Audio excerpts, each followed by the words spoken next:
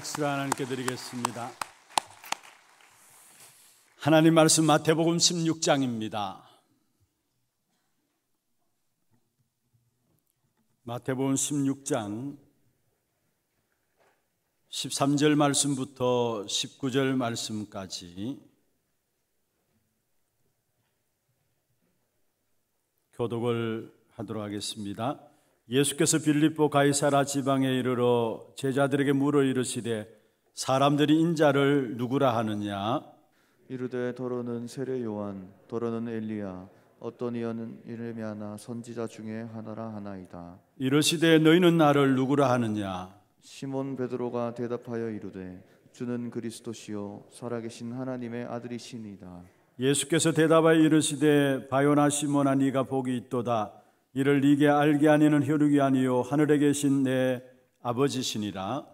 또 내가 네게 이르노니 너는 베드로라. 내가 이 반석 위에 내 교회를 세우리니 음부의 권세가 이기지 못하리라. 같이 봅니다. 내가 천국 열쇠를 네게 주리니 네가 땅에서 무엇인지 매면 하늘에서도 매를 것이요 네가 땅에서 무엇이니 풀면 하늘에서도 풀리리라 하시고 아멘. 축복을 선포하십시다. 평안하십시오. 당신은 세계 살릴 선교사입니다. 여호와께서 행하시는 일을 보십시다. 예, 감사합니다. 정말 오늘 예배가 완전하고 충분하고 모든 것인 복음 속으로 들어가는 가장 축복된 예배가 되기를 주의 이름으로 축원합니다. 정말 우리에게 예수만 남는 우리의 모든 입술을 통해서 고백할 수밖에 없는 것은 예수만 남는 그런 축복된 인생이 되기를 다시 한 번 더 주의 이름으로 축원합니다. 원래 우리 전체가 같이 가는 메시지의 방향은 응답 25입니다. 이미 원단을 통해서 우리가 말씀을 받았습니다마는 응답 25로 이 한 해 하나님의 시간표와 하나님의 것을 응답으로 누릴 수 있도록 말씀을 먼저 주셨습니다. 사실 세상 사람들이 전혀 알지 못하는 것이 바로 응답 25의 축복입니다. 그런데 성경에서는 가장 중요하게 본론으로 말씀하고 있는 것이 응답 25이고요. 그렇다면 우리가 그 응답 25의 축복을 반드시 찾고 누리는 신앙생활이 되어져야 될 것입니다. 그럼 우리가 어떻게 하면 그 응답 25의 귀한 축복된 역사들을 이 한 해 동안에 우리가 누리며 나갈 것인가? 사실은 그 모든 응답 25의 시작이 될 수 있는 것이 있다면 본질을 회복하는 것입니다. 그래서 오늘 제목을 응답 25를 위한 회복해야 될 부분들을 말씀을 나누는데요. 우리가 정말 회복해야 될 부분들이 있다면 본질입니다. 그리고 이 한 해 2023년 시작하면서 여러분의 시작과 매일매일의 삶 속에서 날마다 내가 정말로 본질을 잃어버리지 않고 날마다 그 축복의 역사들을 확인하고 누리며 살아가고 있는 것인가 라는 부분들을 살펴봐야 되는 것입니다. 본질을 회복해야 된다는 말은 절대적인 것을 회복해야 된다는 것이고 우리에게 주신 근본적인 것들을 회복해야 된다는 말입니다. 절대적인 것, 근본적인 것을 회복하지 못하면 우리도 원치 않게 우리가 신앙생활 하면서도 껍데기만을 붙잡고 신앙생활을 할 수가 있다라는 사실입니다. 그래서 절대적인 것은 놓치면 안 되는 것입니다. 우리가 아무리 신앙생활을 열심히 한다 할지라도 이 절대적인 것들을 놓치고 본질적인 것을 놓치고 신앙생활 한다면 결국은 해도 되고 안 해도 되는 껍데기만을, 있어도 되고 없어도 되는 껍데기만을 가지고 신앙생활 할 수가 있다라는 사실. 그렇게 된다면은 결국 우리 인생의 마지막이 열심히 신앙생활 한다고 했는데 말로는 비참하게 실패함으로 끝나는 인생이 되어버리는 것입니다. 우리 이 자리에 렘넌트들도 참여했습니다. 렘넌트들이 무엇을 하기 이전에 어디서부터 시작되어야 되느냐, 또 무엇을 먼저 가지고 시작되어야 되느냐. 물론 여러분 열심히 공부해야 합니다. 나름대로 열심히 미래를 놓고 준비해야 합니다. 그러나 그 이전에 정말로 내가 회복해야 될 부분들이 있다면 본질입니다. 그 사실을 붙잡고 그 속에서 주어지는 힘을 가지고 우리가 공부해야 되고 나름대로 달란트를 찾고 그 속에서 전문성을 준비해 나가야 하는 것입니다. 한국교회, 세계교회가 어렵다라고 하고 어려움을 넘어서서 이제는 위기다라고 말하고 교회들이 무너지고 있습니다. 왜입니까? 그야말로 한마디로 말한다면 한국교회, 세계교회가 해도 되고 안 해도 되고 이런 부분들을 붙잡고 있고 본질을 놓치고 본질을 회복하지 못했기 때문에 한국교회, 세계교회는 위기를 당하고 무너지고 있는 것입니다. 그래서 오늘 정말로 이 한 시간에 응답 25를 위한 회복해야 될 귀중한 축복인 우리 하나교회 모든 성도들은 본질을 회복하는 그런 축복된 응답 있기를 주의 이름으로 축원합니다. 그럼 먼저 본질을 회복하기 이전에 비본질적인 것이 무엇인가를 우리가 살펴볼 필요가 있죠. 우리가 본질은 하나님 주신 부분들을 말씀을 통해서 확인하게 될 것이고요. 먼저 그 이전에 비본질적인 것들이 있는데 그것을 빨리 하나하나 정리해 나가고 그것을 벗어버려야 하는 것입니다. 비본질적인 것을 가지고는 신앙생활 결국은 아무리 열심히 한다 할지라도 사단에 속국될 수밖에 없어요. 오늘 본문에 너무나 잘 아시는 본문입니다. 예수님께서 가이사라 빌립보 지방에서 제자들에게 물었습니다. 사람들이 나를 누구라 하느냐? 너희는 나를 누구라 하느냐? 중요한 질문들을 공생에 마치고 나서 예수님께서 제자들에게 물으신 것이죠. 사람들이 나를 누구라 하느냐? 너희는 나를 누구라 하느냐? 여러분 여기에 물은 장소가 어디냐? 가이사라 빌립보입니다. 가이사라 빌립보입니다. 여기에 가이사라 빌립보란 말은 무슨 말이냐면은 사실은 정치적인 어떤 결탁이 되어 있는 도시예요. 마치 여러분 우리 그 상테르베르크라고 러시아의 도시 이름이 있습니다. 그 이름은 산타크와 베체르부르크가 합쳐가지고 합성어로 산타크베르크부르크가 됐는데요. 거기는 원래 이름은 레닌그라드로 붙여졌어요. 레닌그라드. 레닌이 죽음으로 그것을 기념해서 세워진 길이 레닌그라드인데 그 이름을 나중에 다시 회복하게 되었죠. 산타크부르크로 이렇게 회복하게 되었는데 이게 무슨 말입니까? 뭔가 모르는 어떤 거기에 의미를 가지고 의미를 부여해서 세운 도시입니다. 마찬가지 여기에 가이사라 빌립보도 마찬가지입니다. 그 당시에 로마 황제가 가이사 황제입니다. 가이사 아구스도라고 해서 가이사 황제고요. 그 다음에 실제로 지금 이스라엘 백성들을 다스리는 유다 총독이 헤롯입니다. 이 헤롯이 가이사 로마 황제를 위해서 만든 도시가 가이사라 빌립보입니다. 그런데 사실은 헤롯 대왕이 총독이 이 도시를 새로 만들어 가지고 가이사 황제에게 바치면서 또 헤롯의 동생 빌립이 그것을 더 화려하게 만들었어요. 그래서 가이사라 빌립보에서 예수님께서 제자들이 물었습니다. 사람들이 나를 누구라 하느냐?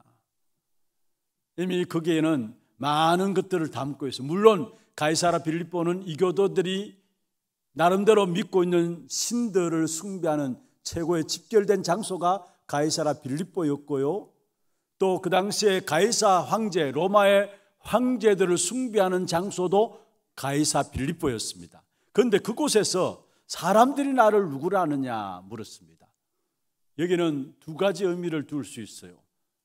하나는 나는 이방 이교들이 믿고 있는 그런 귀신들을 섬기는 그런 신들과 같은 신이 아니다라는 거.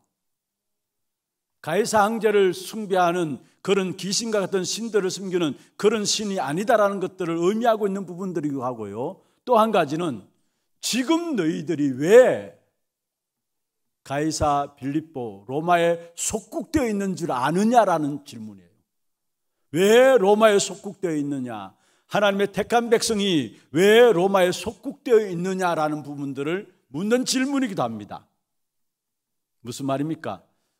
사실은 안 해도 될 것들을 하고 붙잡지 말아야 될 것을 붙잡음으로 말미암아 이스라엘 백성들이 결국은 중요한 절대적인 언약을 놓쳐버리고 로마에 속국되어 버린 상황입니다. 그 속국되어 버린 상황 속에서 예수님께서 제자들을 물었습니다. 사람들이 나를 누구라 하느냐? 다시 말하면 너희들이 왜 속국되어 있느냐, 로마에 속국이 되어 있는 줄 아느냐 이 말이에요. 사실은 그게 제자들이 말했습니다. 오늘 14절에 보면은 어떤 사람은 세례 요한이라기도 하고, 어떤 사람은 엘리야라기도 하고, 어떤 사람은 예레미야라고도 하고, 어떤 사람은 선지자 중에 하나라 하나이다. 사람들이 예수님에 대해서 어떻게 보느냐라는 부분들, 사실 예수님을 정확하게 보지 못했기 때문에, 정확한 예수 그리스도를 알지 못했기 때문에 사실은 지금 로마에 속국되어 있는 이스라엘 백성들이었어요. 14절이 다른 것이 아닙니다. 비본질적인 부분들을 우리에게 이야기하고 있는 부분입니다. 세례 요한이라고 합니다. 여러분, 세례 요한은 강야에서 외치는 자의 소리라 했어. 강야에서 자기가 친히 강야에서 외치는 자의 소리다 했어. 세례 요한. 그렇습니다. 사람들이 신앙생활 하는데 거의 많은 분들이 사람들의 말에 따라서 이랬다 저랬다 신앙생활을 해요. 사실은 말이 아니죠. 소리를 듣고 강야에서 외치는 자의 소리라 했는데 말이 아니라 소리를 듣고 신앙생활을 해요. 하나님의 언약이 기준되어지고 하나님의 언약을 붙잡고 신앙생활을 해야 되는데 사람들의 말을 듣고 사람들의 소리를 듣고 우리의 신앙생활이 거기에 우리의 생을 걸고 신앙생활하고 있는 것을 봅니다. 아니, 너무나 가치 있는 한 번뿐인 우리 생인데 사람의 말을, 사람의 소리를 듣고 이랬다 저랬다 한다는 것은 그 자체가 신앙생활을 잘못하고 있는 것이죠. 혹이나 내 자신이 신앙생활을 하면서도 혹이나 사람의 말에 이랬다 저랬다 흔들리고 나도 모르게 사람들의 소리를 따라가고 있는지 있지는 않는지를 살펴봐야 합니다. 다시 말하면 여론 신앙으로 많은 사람들이 신앙생활해요. 요즘 민주주의가 되다 보니까 여러분 매주 이렇게 뉴스를 보면은 통계적으로 나오는 것이 여론조사가 나와요.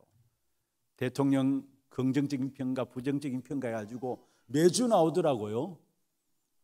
왜냐? 사실 민주주의니까 여론을 중시해야 되죠. 사실은 이스라엘 백성들이 여론을 중시하면서 결국 그래서 민수기 13장에 보면은 10명의 정탐꾼의 말을 듣고 불신앙으로 말미암아 거의 40년 동안 38년 동안에 강야를 헤맸다는 사실을 기억하지 못해요. 여론 따라갔기 때문에. 여러분 정말로 우리가 여론 따라가면 안 돼요. 사람의 말 따라서 신앙생활하면 안 돼요. 사람의 소리 따라서 이랬다 저랬다 우리 인생을 거기에 건다면은 그거는 비참한 인생이 되어지는 겁니다. 그리고 또 오늘 성경에 보면은 엘리야다 합니다. 엘리야는 어떤 사람입니까? 여러분 잘 아시다시피 850명의 바알 아세라를 섬기는 거짓 선지자들과의 갈멜산에서 엘리야는 싸움에서, 영적인 싸움에서 승리했던 사람이 엘리야입니다. 기도를 통해서 하늘에 불을 끌어내리는 엄청난 능력을 행했던 사람이고요, 엄청난 기적을 역사를 행했던 사람이 엘리야입니다. 우리의 신앙생활을 능력 따라가도 안 돼요. 기적을 따라가도 안 돼요. 그게 우리의 신앙생활이 아닙니다. 물론 신앙생활에 기적도 나올 수 있고 능력도 일어날 수 있습니다. 그런데 그게 우리의 신앙의 기준이 될 수 없다라는 사실. 많은 사람들이 능력 따라서 여기에 어떤 능력이 나타난다면 거기에 우리의 모든 삶을 드리고 거기에 따라가는 것을 보게 됩니다. 아니에요. 능력도 아니고 기적도 아닙니다. 악한 사단도 귀신 들린 자들도 능력도 행하고 기적도 행합니다. 그래서 우리의 신앙생활은 능력 따라가는 것이 아니라는 사실이에요. 또 예레미야를 이야기했습니다. 예레미야는 어떤 사람입니까? 구제운동하고 봉사운동하고 박애운동하는 사람이에요. 여러분, 물론 교회가 구제운동하고 봉사운동하고 당연히 해야 합니다. 어려움 당하는 분들을 위해서 우리가 살피고 당연히 해야 합니다. 그런데 그것은 다른 종교들도 잘하고 있어요. 너무나 좋게 훌륭하게 많이 오히려 기독교보다도 더 잘하고 있는 것을 봅니다. 그런데 그게 신앙의 본질은 아니라는 사실을 알아야 합니다. 우리가 그렇다고 해서 구제하지 말라, 봉사하지 말라 그 말이 아닙니다. 당연히 구원받은 자로서 사회적인 책임지고 지역에 있는 교회가 지역적인 책임을 지고 돌봐야 될 것을 가난한 자들 돌봐야 되고 어려움 당한 자들을 살펴봐야 합니다. 그걸 외면하란 말이 아닙니다. 그런데 그게 우리의 신앙의 본질은 아니라는 사실이에요. 그러면서 뭔가 또 도덕적으로 윤리적인 삶을 요구합니다. 마치 종교인들이 도덕적인 윤리적인 잣대로 가지고 사람을 평가하잖아요. 모든 종교에서 또한 바르게 살아야 된다, 착하게 살아야 된다 말하잖아요. 그래서 우리도 모르게 우리 스스로가 우리 안에 체질되어 있는 것이 사람 볼 때도 이 사람이 얼마나 도덕적인 것인가, 얼마나 윤리적인 것인가 그 사실을 가지고 보기도 해요. 그러나 그것 또한 본질은 아니에요. 윤리와 도덕은 시대에 따라서 달라질 수 있고요, 문화에 따라서 달라질 수도 있는 겁니다. 도덕적으로 살아야 된다, 윤리적으로 살아야 된다. 여러분, 종교인 중에 대표적으로 예를 든다면 바리새인들, 유대인들, 그들을 못 따라가요. 우리는 그들의 삶은 철저합니다. 주의를 지키기 위해서, 안식일을 지키기 위해서도 100몇 가지의 안식일 지키는 하지 말아야 될 안식일에 하지 말아야 될 해야 될 것을 구분해 놓고요, 철저하게 그들의 삶은 거기에 따라 살아가고요, 율법도 600몇 가지 만들어 놓고요, 거기에 어떻게 하면 벗어나지 않도록 삶을 그렇게 살아가려고 몸부림칩니다. 그렇다고 해서 그게 구원받는 게 아니에요. 그거는 종교생활이지 그게 신앙생활은 아닌 것입니다. 그런데 많은 경우 도덕적인 것, 윤리적인 잣대를 가지고 우리가 사람을 보고 사람 인격도 좋고 훌륭하네.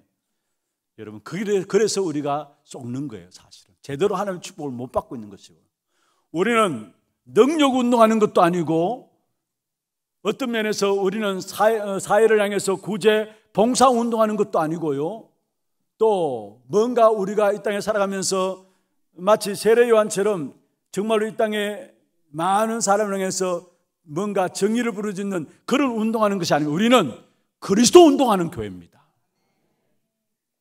그리고 교회들 보십시오. 얼마나 많은 좋은 프로그램들 가지고, 물론 여러분 프로그램들로 통해서 목사님들이 어떻게 하면 성도들을 바르게 훌륭한 신앙인들로 인도받게 할 것인가에 대한 기도하면서 고민하면서 교회에 훌륭한 프로그램들을 도입해 가지고 성도를 이끌어 갑니다. 그런데 중요한 것은요, 여러분 프로그램을 통해서 성도들 이끌어 가다 보면은 성도들도 모르게 자칫 지칠 수도 있고요, 성도들도 모르게 뭔가 이랬다 저랬다 하는 교회 프로그램 따라가다 보면은 어쩌면 교회에 대한 신뢰도 놓쳐버릴 수가 있어요. 다 그렇다는 말이 아닙니다. 의도는 목사님들이 교인들을 어떻게 하면 신앙의 성숙한 삶을 위해서 성도들을 바르게 축복된 삶으로 이끌어갈 것인가에 대한 바른 삶을 지도하기 위해서 프로그램을 도입합니다마는, 그러나 많은 한국 교회가 지금 프로그램 앞에 지쳐 있어요. 그리고 또 어떻습니까? 성경 공부들, 여러분 한국 교회 안에 얼마나 많은 성경 공부가 있습니까? 성경 쓰기도 읽고 읽기도 읽고요, 뭔가 모르게 성경에 대한 많은 공부들이 있습니다. 그러나 본질을 놓쳐버린 성경 공부는, 그게 성경인 지식은 여러분이 쌓일지 모르지만은 실제로 여러분의 생명이 안 된다는 사실을 아셔야 합니다. 제가 한동안 이렇게 어느 곳에 다락방을 인도에 돌라 해가지고 말씀 전하기 위해서 들어갔어요. 그런데 거기에는 나름대로 배운 분들이 모여가지고 병원에 모여가지고 자기들끼리 성경 공부를 하고 있었어요. 갈급하니까 그렇겠죠. 낮 시간에 제가 들어가서 메시지를 전하는데 메시지를 한 번, 두 번 전하면서 제가 느낀 것이 이분들이 성경 공부하기 위해서 이렇게 모여졌었는데 과연 이분들이 지금 무엇을 놓고 성경 공부를 하고 있는가 좀 의아함이 들었어요. 성경의 가장 중요한 핵심들을 다 놓쳐버리고 말씀을 이상하게 보고 있는 거예요. 질문하는데 어린아이 수준의 질문을 저한테 해요. 그 전부 다 사실은 엘리트라고 하는 사람들인데 어떻게 이런 질문을 할까? 여러분, 본질을 놓쳐버리면 그럴 수밖에 없어요, 사실은. 그런데 본질을 놓쳐버린 성경 공부가 얼마나 우리 한국교회에 많이 일어납니까? 본질을 놓쳐버린 프로그램이 한국교회에 얼마나 많이 일어납니까? 우리 교회는 프로그램하는 교회가 아니에요. 성경 공부하는 교회가 아닙니다. 우리 교회는 성경적인 전도운동하는 교회예요. 성경적인 다락방 운동하는 교회예요. 평신도들을 정말로 성경 전도를 가지고 행복하게 만드는 성경적인 전도운동하는 교회가 우리 하나교회라는 사실을 기억해야 합니다. 거의 많은 경우 죄송합니다. 교회들을 욕하는 게 아닙니다. 본질을 놓쳐버리고요. 안 해도 될 것을 하고 있어요. 안 해도 될 것을. 그래서 성도들은 영적인 힘을 얻기는커녕 시간 가면 갈수록 굳이 교회에 다닐 이유가 있냐라는 정도로 교회 무용론까지 나오는 실정이 되어버린 거예요. 왜냐? 실제적으로 그래 영혼의 답을 주지 못했기 때문에 교회가 전혀 마치 밖에 버려진 소금처럼 사람에게 짓밟히게 되어버린 사실을 와겠어요. 왜냐? 비본질적인 것을 가지고 안 해도 될 것들을 가지고 붙잡고 있기 때문에 그렇습니다. 정말 우리 교회가 이 한 시대를 놓고 하나님께서 한 시대 여호와께서 행하신 일을 놓고 꼭 해야 될 본질을 놓고 부르신 줄로 믿습니다. 그러면 본질적인 것이 무엇입니까? 본질적인 것이 무엇입니까? 먼저는 하나님의 말씀 그 자체가 본질입니다. 하나님의 말씀은 한마디로 다른 말로 하면은 언약이라고 이야기하는데 본질적인 것은 하나님의 말씀이 바로 본질입니다. 하나님의 말씀만이 진리고 하나님의 말씀만이 절대적인 것이고 하나님의 말씀만이 근본적인 것이고 하나님의 말씀만이 본질 중에 본질인 것입니다. 그래서 우리는 하나님의 말씀을 놓치면 죽습니다. 비본질적인 것은 해도 되고 안 해도 돼요. 필요하면 하고 필요 없으면 안 해도 되는 것이 비본질적인 것입니다. 그러나 하나님의 말씀만은 놓치면 모든 성도들도 방황하게 돼 있어요. 하나님의 말씀만 놓치면 결국은 성도들은 구원은 받았을지 모르지만 이 땅에 살아가는 동안에 그들의 신앙의 삶은 노예되고 포로되고 속국으로 살아갈 수밖에 없는 것입니다. 하나님의 형상 가진 우리에게 하나님께서 하나님의 인도받을 수 있도록 말씀을 주셨습니다. 아담 하와에게 처음에 뭐라 했습니까? 선하게 알게 하는 나무의 실과를 따먹지 말라. 먹는 날에는 정령 죽으리라. 하나님께서 말씀을 주셨어요. 그런데 당연히 하나님의 형상 가진 저와 여러분이 하나님의 말씀을 들어야 되는데 하나님의 말씀을 듣지 않고 사단의 말을 들은 겁니다. 그런 이 땅의 모든 문제가 오게 된 것이죠. 여러분 그렇습니다. 여러분 하나님의 말씀을 놓치게 되면 듣지 않고 놓치게 되면 우리 인생은 방황할 수밖에 없다라는 것. 그래서 시대마다 하나님 쓰시는 사람들에게 분명해서 말씀을 주셨어요. 말씀 임하면 끝이에요. 그게 다예요. 예레미야 33장 1절에 말씀하고 있습니다. 예레미야가 시위대 뜰에 갇혔을 때 여호와의 말씀이 두 번째 예레미야에게 임하니라. 그러면 일을 행하는 여호와 그것을 지어 성취하는 여호와 그 이름을 여호와하는 자가 이와 같이 이르노라. 너는 내게 부르짖으라. 네가 알지 못한 크고 비밀한 일을 네게 보이리라 말씀했어요. 이게 중요한 것이 뭡니까? 여호와의 말씀이 예레미야에게 두 번째 임하니라 말씀했어요. 이거면 끝이에요, 여러분. 여러분 우리에게 말씀이 임하면은 그 말씀을 누가 이루어 가시느냐? 하나님이 이루어 가시게 되어 있어요. 내가 비록 뭔가 실천하지 못한다 할지라도 말씀대로 행하지 못한다 할지라도 내게 말씀이 임하면 말씀을 주신 그 하나님이 나의 인생을, 나의 미래를 책임지시고 인도해 나가시게 되어 있어요. 그리고 그 어떤 경우도 여러분 본질 중에 본질인 말씀을 놓치지 말기를 바랍니다. 지난 금요 전도학교 때 말씀드렸습니다. 하루하루를 시작하기 전에 하루를 시작하면서 가장 완전한 시작이 될 수 있는 방법이 있어요. 거의 대부분 이것이 있어야 되는데 이걸 가지지 않고 하루를 시작해요. 그게 뭐냐면은 하나님의 말씀을, 하나님의 말씀은 하나님의 생각이죠. 그것을 내가 내 생각으로 가지는 겁니다. 그리고 한 주 한 주를 주일날 여러분이 하나님 주신 강단을 통해 주신 말씀을 하나님의 생각으로 한 주를 통해서 내게 주실 하나님의 생각으로 붙잡게 될 때에 그 말씀이 한 주간의 현장에서 성취되어짐을 보게 돼 있어요. 한 해 한 해를 시작하면서 하나님께서 가장 완전한 시작으로 말씀을 주시고 응답으로 주시고 한 해를 시작할 수 있도록 하나님께서 말씀을 먼저 주시는 것입니다.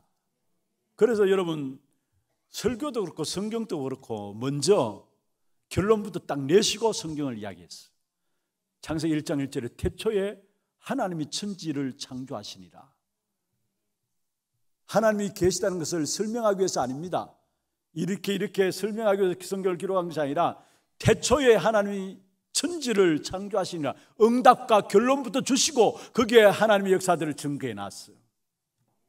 그래서 중요한 것은 하루를 시작하면서 한 주간을 시작하면서 한 해 한 해를 시작하면서 가장 완전한 승리의 시작이 될 수 있는 것은 말씀이 내 마음에 담기는 겁니다.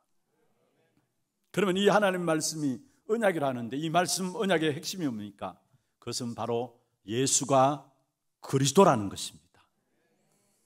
왜 지구촌에 이렇게 많은 어려움들이 계속되고 있나요? 고난과 고통의 역사들이 계속 일어날까요? 과학이 엄청스럽게 발전하고 뭔가 경제도 발전하는 것 같고 모든 것이 빠르게 변화되어지는 것 같은데 갈수록 인간 세상 속에는 저주와 재앙과 재난과 고통의 역사들이 계속되고 있습니다. 왜 그럴까요? 여러분 다른 것이 아닙니다. 이 언약을 놓쳐서 그래요. 예수가 그리스도시다라는 이 언약을 놓쳐서 그렇다라는 사실이에요. 개인도 가정도 국가도 마찬가지입니다. 왜 어려움이 옵니까? 나름대로 열심히 개인적인 부분들이 있어서 인생을 성공시키기 위해서 나름대로 열심히 투자합니다. 뭔가 모르게 투자합니다. 그럼에도 불구하고 예기치 못한 불행들이, 예기치 못한 재앙의 역사들이 끊임없이 우리에게 공격해오는 이유가 무엇입니까? 다른 것이 아닙니다. 예수가 그리스도라는 언약을 놓쳐버려서 그렇다는 사실. 혹이나 여러분 왜 내가 예수 그리스도를 구주로 믿고 있음에도 불구하고 이토록 어려운 것인가, 문제들이 계속되는 것인가? 정말로 예수가 그리스도라는 여기에 더 깊이 들어가고 결론을 내라는 것입니다. 여러분 망하게 하기 위해서, 어렵게 하기 위해서, 실패하기 위해서 어려움과 문제를 주는 것이 아닙니다. 예레미야 29장 11절에 말씀하겠습니다. 하나님께서 우리에게 재앙을 주는 것이 아니라 했어요. 평안을 주시는 것이고 장래의 희망과 미래를 주는 것이라 했어요. 여러분 예수를 그리스도로 모신 하나님의 자녀라면 어려움과 문제 생기면 생길수록 이것을 통해서 그리스도 안에 더 깊이 들어가라는 것이구나. 오직 유일한 하나뿐인 그리스도 복음 안에 내 인생의 결론을 내라는 것이구나라는 사실로 붙잡으면 되는 겁니다. 그렇습니다. 우리 인생의 결론은 예수가 그리스도라는 사실밖에 없어요. 그 그리스도께서 우리의 과거 문제들 다 해결했어요. 나도 원치 않게 원죄 가운데, 우리 조상들이 지은 원죄 가운데 그로 말미암아 저주들이 일어나는데 그 저주를 영세전에, 영원전에 계신 그리스도께서 이미 다 해결하신 거예요. 그리고 우리 사람이 구원받아야 되기 때문에 사람의 모습으로 육신을 입고 이 땅에 오셨어요. 그분이 그리스도인데 성육신하신 그리스도입니다. 그래서 우리를 구원하셨어요. 그리고 그리스도란 증거로 반드시 부활해야 합니다. 부활하셨단 말은 지금 살아계시단 말이죠. 그래서 그리스도 그 이름으로 기도할 때마다 부활하신 주님께서 지금 역사하고 계세요. 여러분의 미래 걱정할 필요가 없어요. 왜냐? 주님께서 장차 재림주로 서실 것이기 때문에. 여러분 재앙받을 것은 걱정할 필요 없어요. 두려워할 필요 없어요. 왜냐? 주님께서 장차 심판주로 서실 것이기 때문에. 이 그리스도를 알게 될 때 나의 과거와 오늘과 미래와 영원까지 해결되어지는 그 축복이 그리스도 그 이름 안에 있습니다. 그래서 여러분 정말 빨리 예수가 그리스도시다, 그분이 나의 인생의 모든 문제 해결자라는 여기에 대한 결론들을 내려야 합니다. 그때의 25의 응답이 하늘 보좌의 축복과 함께 하나님께서 우리를 인도하시는 역사 가운데 시공간을 초월한 역사로 237까지 갈 수 있는 빛의 역사로 우리에게 임하는 것입니다. 그리스도에 대한 결론. 이 결론이 없으면은 여러분 우리가 사람 따라 흔들리고요, 말 듣고 흔들리고요, 분위기 따라 흔들리고요, 그렇게 살 수밖에 없어요. 정말로 여러분이 빨리 예수가 그리스도시라는 여기에 확정을 가지고 여기에 대한 결론들을 가져야 하는 것입니다. 그래서 성경 전체에서는 사실은 단 하나의 이름, 그리스도 그 이름만 말하고 있어요. 다른 이름을 우리에게 주신 적이 없어요. 사도행전 4장 12절에 종교 법정에서 베드로가 이야기한 내용입니다마는 다른 이로서는 구원 얻을 수 없나니 천하 사람 중에 구원 얻을 만한 다른 이름을 우리에게 주신 적이 없음이라 했어요.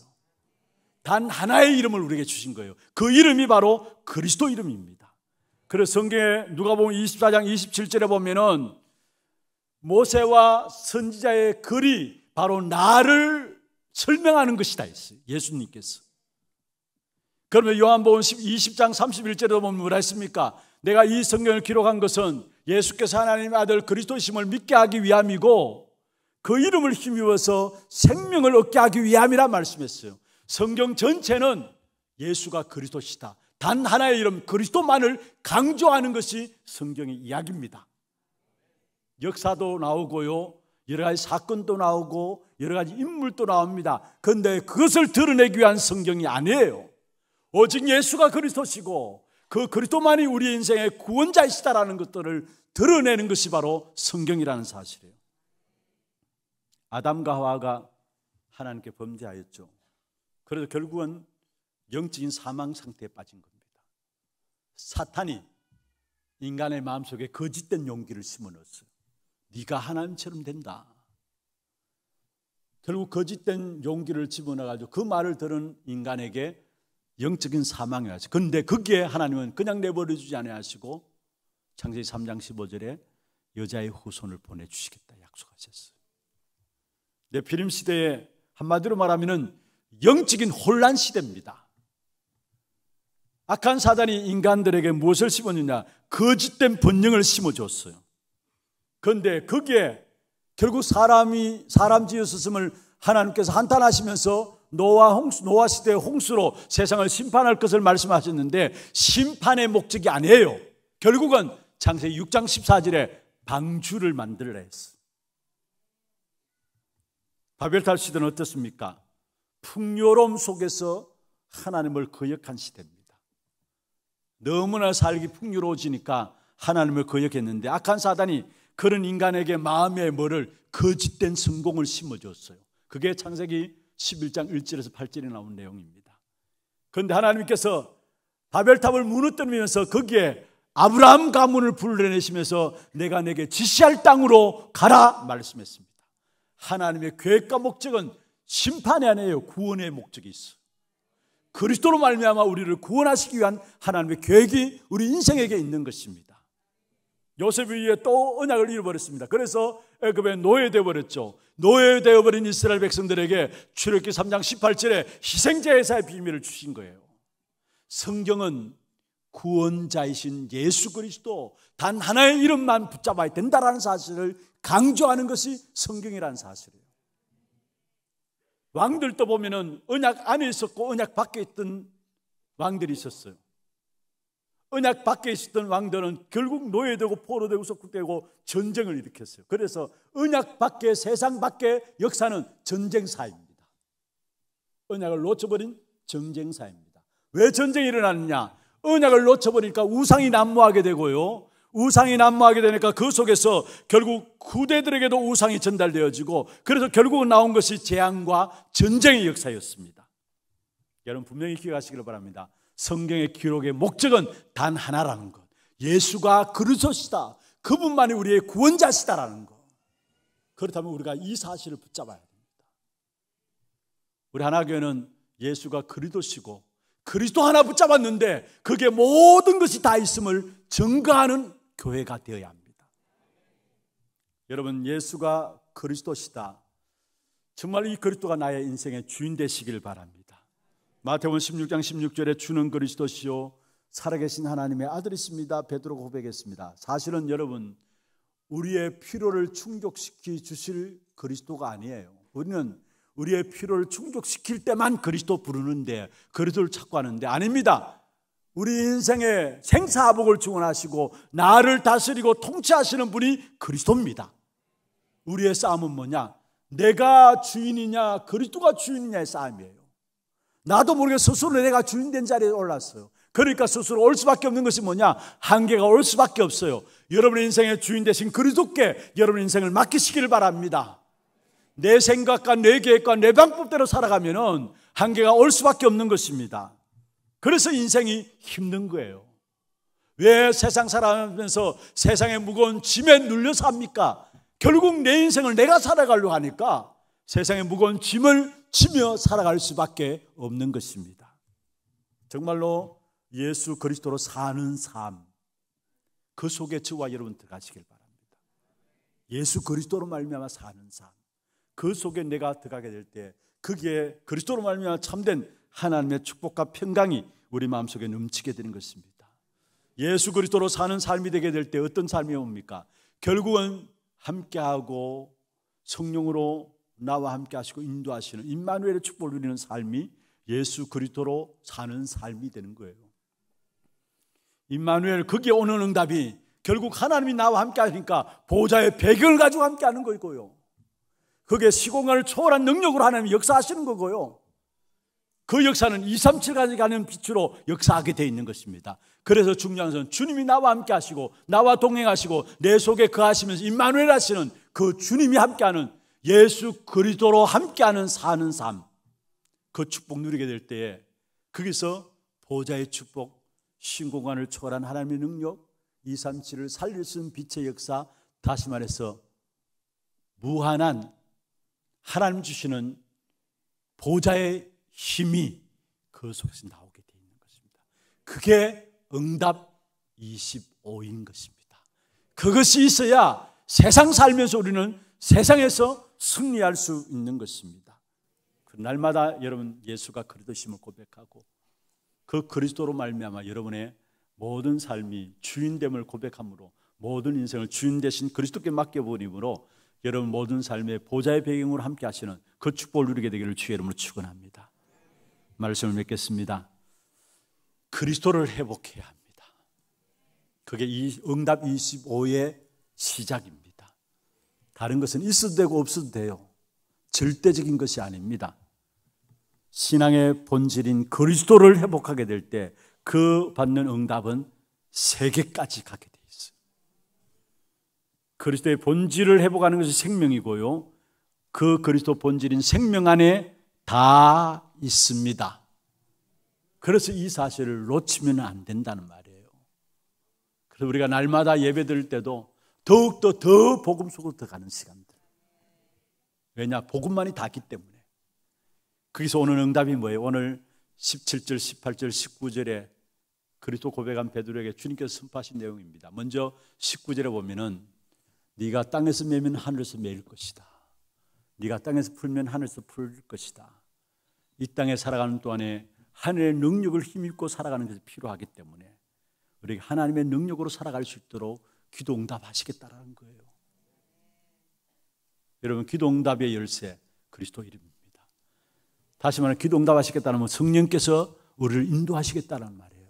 성령의 인도를 받으면 완벽합니다. 모자라지 않아요. 아무리 똑똑하고 훌륭하다 할지라도 내 계획을 철저하게 세운다 할지라도 성령의 인도받지 않으면은 결국은 잘 되는 것 같은데 안 돼요. 나중에 가서 결국은 반드시 후회하게 됩니다. 그러나 성령의 인도를 받게 되면은 늦는 것 같은데 안 늦어요. 빠르게 되는 거고 뭔가 안 되는 것 같은데 아니에요. 그게 되는 거예요, 사실은. 그 응답인 기도 응답의 역사를 우리에게 주시겠다. 그리고 뭐라 했습니까? 18절에 세상, 지옥, 저주, 재앙 사단의 근세가 모든 인간을 붙잡고 있는데 우리에게는 그리스도 그 이름으로 말미암아 음부의 근세가 이기지 못하리라. 그 정도 아니에요. 여러분, 저와 여러분을 반석 대신 그리스도 안에 세우셔서 나를 통해서 여호와께서 행하신 일을 볼 수 있는 복음 전파에 쓰시겠다라는 거. 그게 17절입니다. 내가 내 교회를 세우리니. 여기에 우리 한 사람 한 사람 교회라는 의미도 있지만은 막을 수 없는 복음의 역사가 나로 말미암아 온 세계에 전파된다는 말이에요. 내가 내 교회를 세우리니. 여러분, 25의 응답 25의 축복, 그게 성경의 본론입니다. 그 축복을 누리도록 우리에게 주신 본질 중의 본질이 그리스도입니다. 여러분, 그리스도로 충분하고 모든 것이고 완전하심을 이 한 주간 또 체험하고 누리는 축복된 역사가 있기를 주의 이름으로 축원합니다. 지금은 우리 인생의 모든 문제를 해결하신 우리 구주 예수 그리스도의 은혜와 하나님 아버지의 말로 닿을 수 없는 사랑하심과 성령님의 내주인도 역사 충만하심이 우리가 반드시 회복해야 될 그리스도 그 이름으로 응답 25의 축복을 누리기를 원하는 하나님의 사랑하는 백성들 머리 위에와 이들의 가정과 자녀들과 모든 하시는 산업 위에 또 모든 지교회와 선교지와 온라인 예배드리는 모든 현장과 몸된 교회 위에 지금부터 영원토록 항상 함께 있을지어다. 아멘.